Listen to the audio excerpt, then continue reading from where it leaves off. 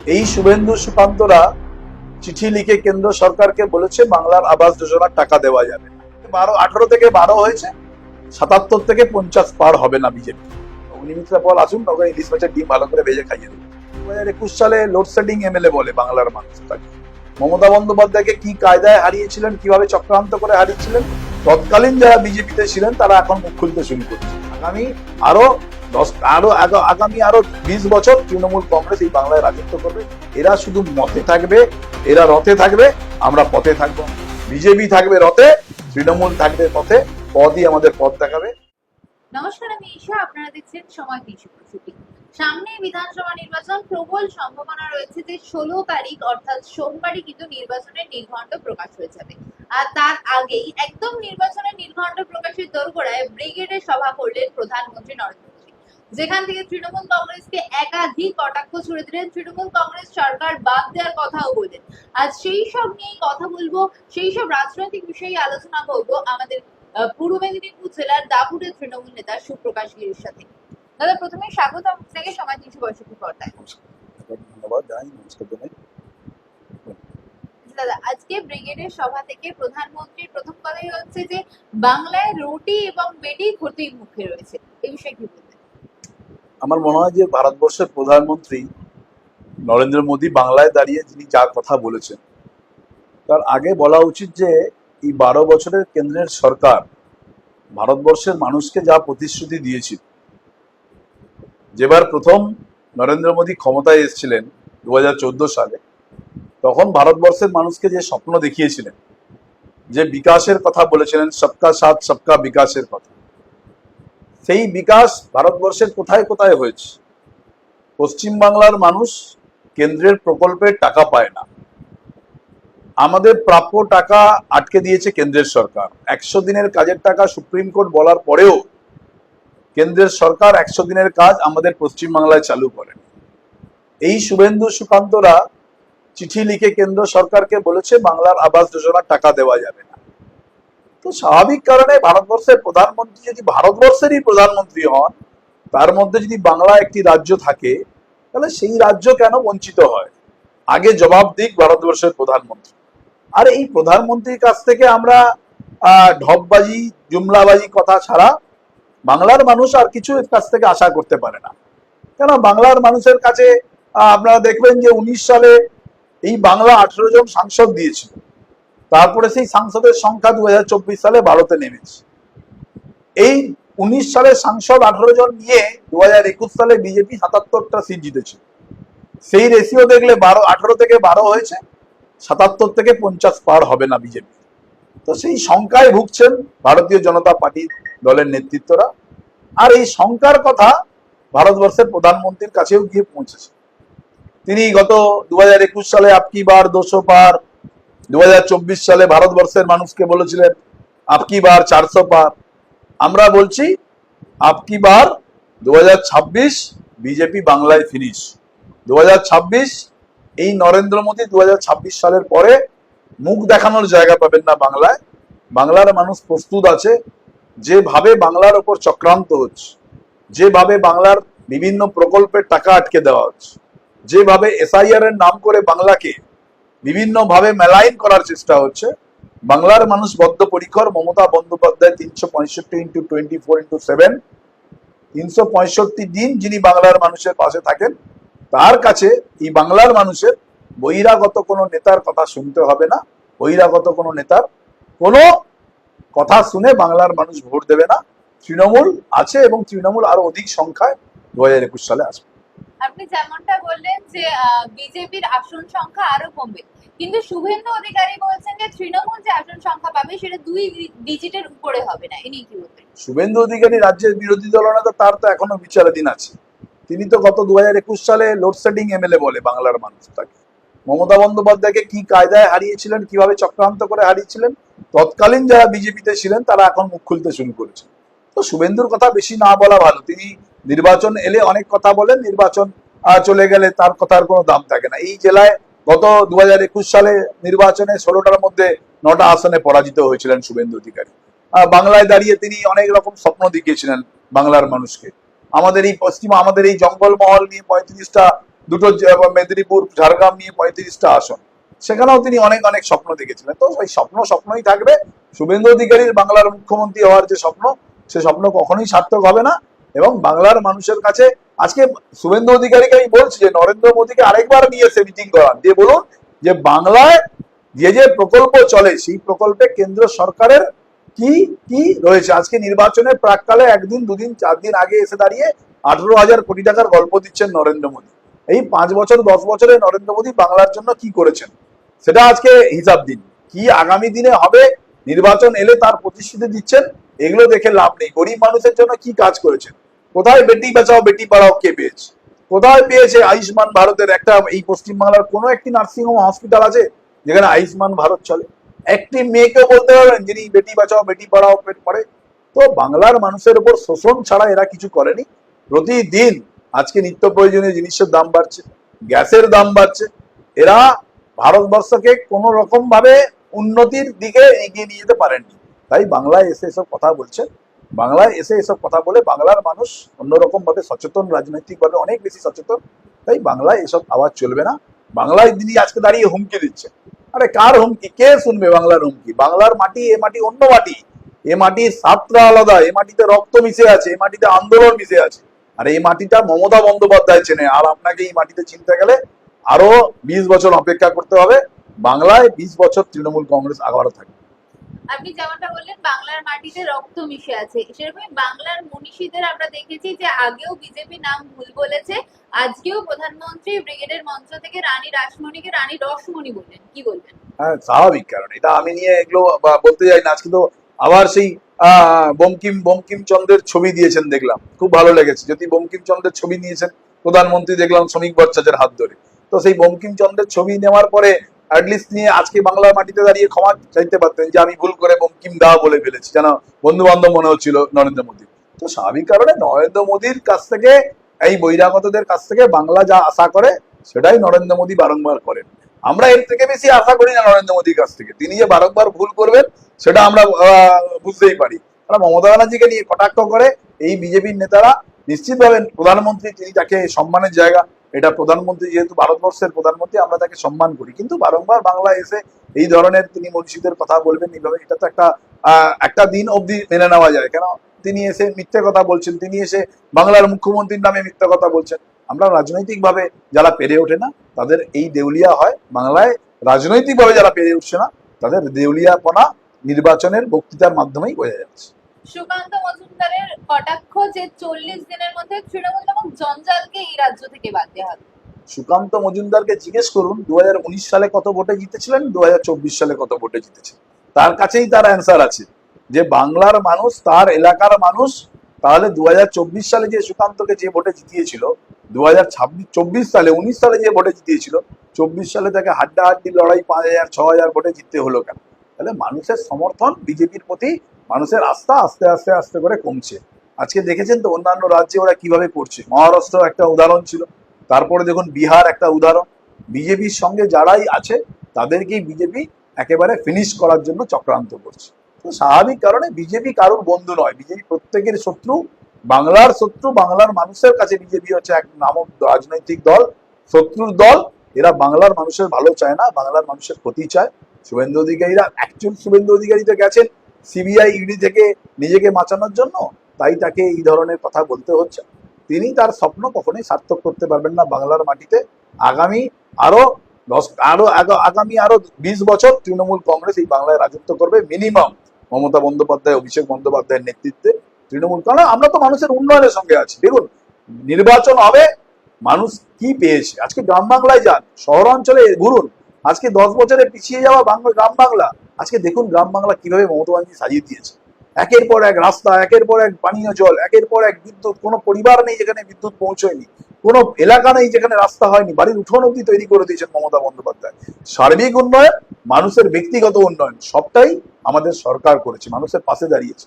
একটা গ্রামীণ এলাকায় আজকে দেখুন এক একটা পরিবারে সরকার বছরে প্রায় 50 থেকে 60,000 টাকা সরাসরি ব্যাংক অ্যাকাউন্টে দিচ্ছে, তাদেরকে সাহায্য করছে। গ্রামীণ পরিবার তারা যদি মাসে 50,000, বছরে 50,000 60,000 টাকা ব্যাংকে পায়, সেই টাকা দিয়ে তারা কোনো ব্যবসা করতে পারছে, বিভিন্ন রকম ভাবে চাষাবাদ করতে পারছে। যারা এক ফসলি চাষ করতো আগে 4 ফসলি চাষ করছে। তো এগুলো মমতা বন্দ্যোপাধ্যায় তাদের অর্থনৈতিক দিক দিয়ে অনেক বেশি উন্নয়ন করেছেন, লাভবান করেছেন, মায়েদের পাশে দাঁড়িয়েছেন, মায়েদেরকে স্বনির্ভর করেছেন বিভিন্ন প্রকল্পের মাধ্যমে। আজকে ভারতবর্ষ বুঝতে পারছে যে এতটা বঞ্চনা সত্ত্বেও বাংলার সরকার যেভাবে চলছে ভারতবর্ষের মানুষের কাছে উদাহরণ। আজকে মহারাষ্ট্র, মধ্যপ্রদেশ, বিহার এরা সব মমতা বন্দ্যোপাধ্যায়কে ফলো করেছেন। এই মমতা বন্দ্যোপাধ্যায়ের প্রকল্পকে দেখে তারা আজকে দেখুন দিল্লি থেকে শুরু করে, উড়িষ্যা থেকে শুরু করে, বিহার থেকে মধ্যপ্রদেশ, মহারাষ্ট্র সবাই মমতা ব্যানার্জির প্রকল্পকে ফলো করছে। দুয়ারে সরকার থেকে শুরু করে লক্ষ্মীর ভান্ডার, কেউ বলছে লাডলি বেহেন, কেউ বলছে সুভদ্রা প্রকল্প, এই ধরনের প্রকল্পকে দিয়ে আজকে তারা বাজিমাত করার চেষ্টা করছে। তাই এরা বুঝতে পেরেছে বাংলার মাটিতে দাঁড়িয়ে এটা তৃণমূলের দুর্জয় ঘাঁটি, এখানে এইসব চলবে। দিল্লি থেকে আপ সাফ করা হয়েছে, এবার বাংলা থেকে পাপ সাফ করা হবে। ব্রিগেডের মঞ্চ থেকে হুঙ্কার লকেট চক্রবর্তী। আর লকেট চক্রবর্তীর হুঙ্কার, লকেট চক্রবর্তীর হুঙ্কার কে শুনবে? হ্যাঁ লকেট চ্যাটার্জি। হ্যাঁ, লকেট চ্যাটার্জি আগে সাংসদ ছিলেন, গোয়ারা হেরেছেন। আর যদি তিনি রাজনৈতিক ব্যক্তিত্ব হন তাহলে তিনি আর একজন অরাজনৈতিক ব্যক্তিত্বের কাছে গোয়ারা হেরেছেন। এর থেকে আর বড় লজ্জা কি হতে পারে লকেট চ্যাটার্জি? তো তিনি নিশ্চিতভাবে 5 বছর পাপ করেছিলেন তার এলাকায়, তো সেই পাপের ফল তিনি ভোগ করেছেন। আগে পাপের প্রায়শ্চিত্ত করুন, নিজের জনপ্রতিনিধি হয়ে জিতে আসুন। মানুষের সমর্থন যার সঙ্গে নেই, আপনি 5 বছর এমপি ছিলেন, ব্যর্থ এমপি, আপনার লকেট চ্যাটার্জি এলাকায় গেলে মানুষ তাকে তাড়া করেছিল, তো সেই পাপ কি করে দেবেন? আরে পাপ তো মানুষ দেখেছে।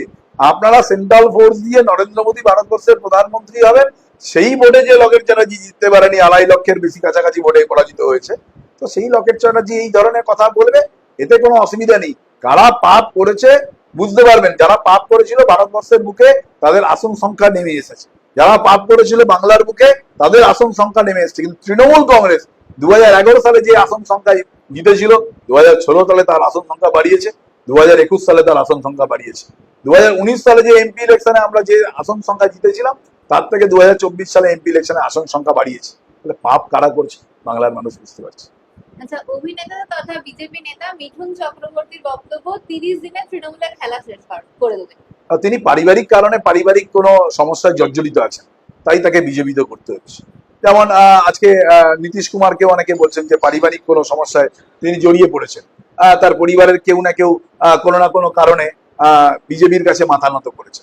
মিঠুন চক্রবর্তী জীবনে প্রথমবার রাজ্যসভার সাংসদ হয়েছেন, সেটা মমতা বন্দ্যোপাধ্যায়ের দয়ায়। তো স্বাভাবিক কারণে মিঠুন চক্রবর্তী কি বললেন, আমরা মিঠুন চক্রবর্তীকে অভিনেতা হিসেবে ভালো দেখতে জানি, ভালো ডায়লগ তিনি দিতে পারতেন দেন। আমরা এখনো মিঠুন চক্রবর্তীকে সিনেমায় ভালো লাগে, কিন্তু এই বিজেপির মঞ্চে বিগ জিরো। মিঠুন চক্রবর্তী যেখানে যাবেন তৃণমূলের ভোট সেখানে পাবেন।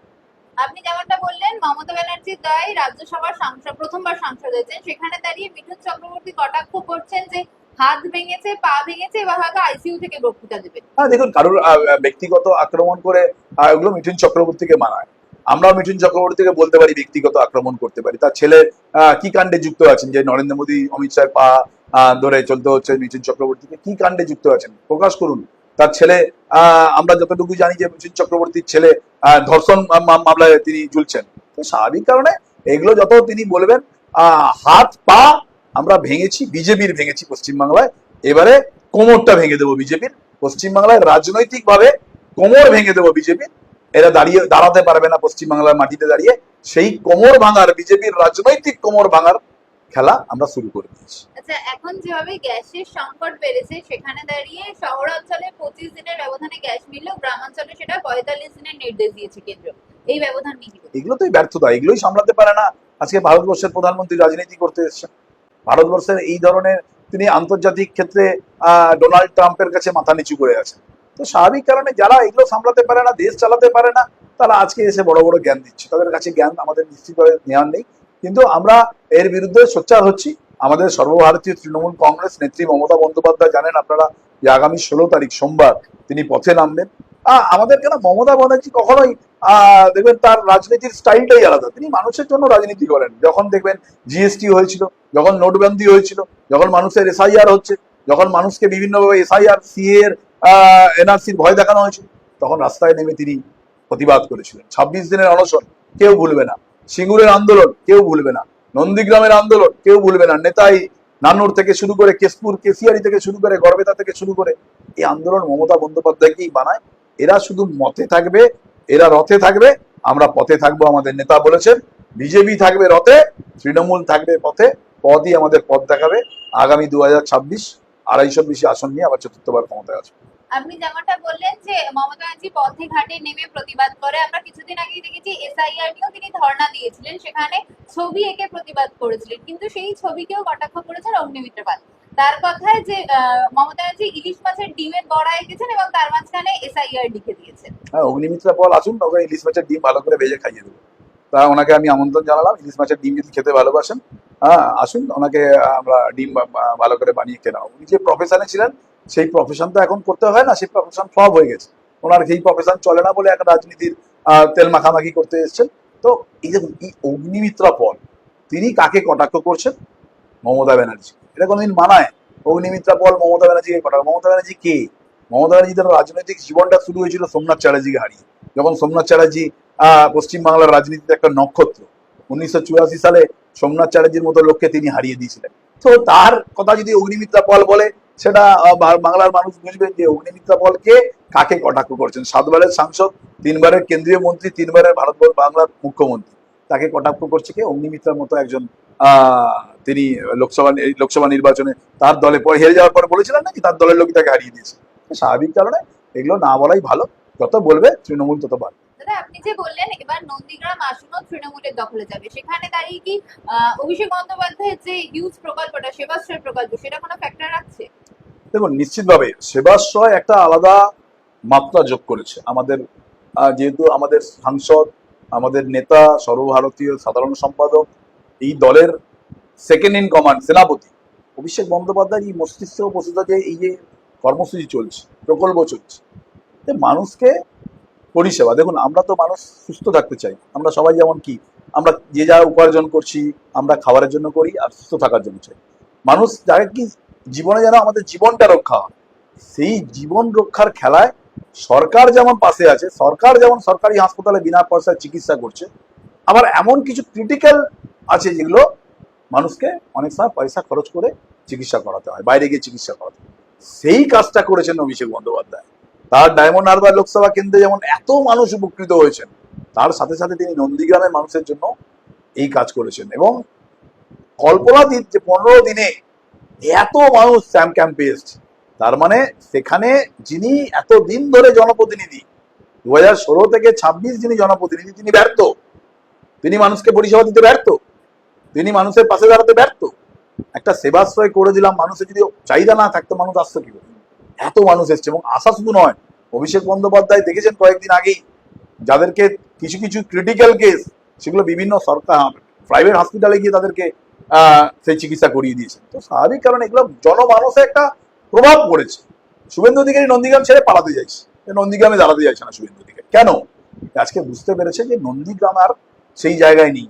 নন্দীগ্রাম আর তোমার ওই শুভেন্দু অধিকারীর ভাওতায় আর নন্দীগ্রাম চলবে না। মানুষ প্রকৃত কারা মানুষের পাশে থাকতে পারে, সেটা তৃণমূল কংগ্রেস অভিষেক বন্দ্যোপাধ্যায় দেখিয়েছে। বারংবার এই 5 বছরে বিভিন্ন রকমভাবে সহযোগিতা করেছেন, মানুষের পাশে আছেন। এবং আগামী দিনেও নন্দীগ্রাম নিয়ে আমাদের নিশ্চিতভাবে যে চিন্তাভাবনা আছে, সেই চিন্তাভাবনার দিক দিয়ে আমরা নন্দীগ্রাম আসন পুনরুদ্ধার করব। মমতা ব্যানার্জিকে যারা চক্রান্ত করে হারিয়েছিল, তার যোগ্য জবাব এইবারের নির্বাচনে আমরা দেব। আচ্ছা, আমরা যেমনটা শুনতে পাচ্ছি, জল্পনা বলতে পারেন যে নন্দীগ্রামে এবার কোনো তারকা প্রার্থী বা অভিষেক ব্যানার্জি নিজেই দাঁড়াতে পারে নন্দীগ্রাম থেকে, এ বিষয়ে কি বলবেন? দেখুন, আমি এত বড় নেতা হয়ে যাইনি যে দলের প্রার্থী কে হবেন আমি এখান থেকে আপনাকে বলতে পারবো। এটা দলের নেত্রী এবং যারা দলের স্টিয়ারিং কমিটি আছে, যারা দলের নির্বাচন কমিটি আছে, যারা এগুলো ঠিক করেন, তারা নিশ্চিতভাবে আমার থেকে অনেক অনেক অনেক বেশি তাদের নিশ্চিতভাবে চিন্তাভাবনা রয়েছে যিনি প্রার্থী হবেন। আমরা তো প্রার্থী নিয়ে আমরা চিন্তাভাবনা করি না। আমাদের প্রতীক মমতা ব্যানার্জি, আমাদের প্রতীক জোড়াফুল, ছবিটা মমতা ব্যানার্জি। এটা দেখেই আমরা রাজনীতি করি এবং এটা দেখেই আগামী নির্বাচনে আমরা প্রতিদ্বন্দ্বিতা করবো, এবং এইটা দেখেই, এটা নিয়েই আমরা মানুষের কাছে পৌঁছবো। নাম নিশ্চিতভাবে 294 ক্ষেত্রে একটা নাম লাগবে, কে কোথায় প্রার্থী, কিন্তু আমাদের প্রার্থীর পেছনের যে ছবিটা থাকবে সেটা হচ্ছে মমতা ব্যানার্জি, আর প্রার্থীর সঙ্গে যেটা থাকবে সেটা জোড়াফুল। এটাই আমাদের সবচেয়ে বড় সম্বল। মাত্র শেষ প্রশ্ন, পূর্ব মেদিনীপুর জেলায় তৃণমূলের ভোট প্রস্তুতি কতটা? হ্যাঁ, নিশ্চিতভাবে আমরা প্রস্তুত হচ্ছি, আমরা একজোট হওয়ার চেষ্টা করেছি। আমরা দলগতভাবে, সাংগঠনিকভাবে নিশ্চিতভাবে আমরা একটা লোকসভা নির্বাচনে আমাদের আশানুরূপ ফল হয়নি পূর্ব মেদিনীপুর জেলায়। আমরা 2টো আসনই আমরা মমতা ব্যানার্জিকে উপহার দিতে পারিনি, আমরা পিছিয়ে গেছিলাম। কিন্তু আপনার লোকসভা নির্বাচন, আমরা দলের যে ভুল ভ্রান্তি, দলের যে ত্রুটি, সেগুলো আমরা সারিয়ে নিয়ে আমরা রাজনৈতিকভাবে, সাংগঠনিকভাবে আমরা কিন্তু প্রস্তুত হচ্ছি। লোকসভা নির্বাচনের পরে এই জেলায় যত ছোট ছোট করে নির্বাচন হয়েছে, সমবায় ক্ষেত্রে হোক, ব্যাংকের ক্ষেত্রে হোক, বিভিন্ন ক্ষেত্রে আমরা বিজেপিকে পর্যদস্ত করেছি। ইভিন আপনারা জানবেন যে নন্দীগ্রাম আসন, যে আসন আমাদের জেলায় সবচেয়ে গুরুত্বপূর্ণ আসন, সেই আসনেও আমরা জয়ের আশা একদম 100%, আমরা এই আসনে জিতবো, এটা আমরা একদম নিশ্চিত। যে বাংলার মানুষকে সঙ্গে চক্রান্ত করেছিলেন শুভেন্দু অধিকারী, ভুল পথে মমতা ব্যানার্জিকে হারিয়েছেন চক্রান্ত করে, এবং নন্দীগ্রাম আসন এবারে আমরা জিতবো, এটা একদম নিশ্চিত। বাংলার মানুষ এবং নন্দীগ্রামের মানুষ তৈরি থাকছে, বাংলার মানুষ দেখবেন নন্দীগ্রাম সহ গতবারে যে নির্বাচনে আমরা যে কটা আসন জিতেছিলাম এই পূর্ব মেদিনীপুর জেলা থেকে, তার থেকে বেশি আসন আমরা মমতা ব্যানার্জি তৃণমূল কংগ্রেসকে উপহার দেব। তার জন্য আমরা প্রস্তুত। সর্বস্তরের তৃণমূল কংগ্রেসের কর্মীরা, সর্বদিকের সর্বসংগঠন একসঙ্গে মিলে আমরা কাজ করছি, এবং আগামী দিনে তার ফলাফল নিশ্চিতভাবে ভালো হবে। অসংখ্য পূর্ব মেদিনীপুর জেলায় তৃণমূল কিন্তু ঐক্যবদ্ধভাবেই লড়াই করবে জানিয়ে দিলেন তৃণমূল নেতা সুপ্রকাশ গিরি। পাশাপাশি রেকর্ড সংখ্যক ভোটে জয়ের পাশাপাশি নন্দীগ্রাম আসন দখল করার হুঁশিয়ারিও কিন্তু দিলেন তিনি। এরকমই আরো রয়েছে যেন চোখ রাখুন সময় 365 পর্দায়। ক্যামেরায় অভিরাম নস্করের সঙ্গে ঈশা ভক্তের রিপোর্ট, সময় 365 পূর্ব মেদিনীপুর।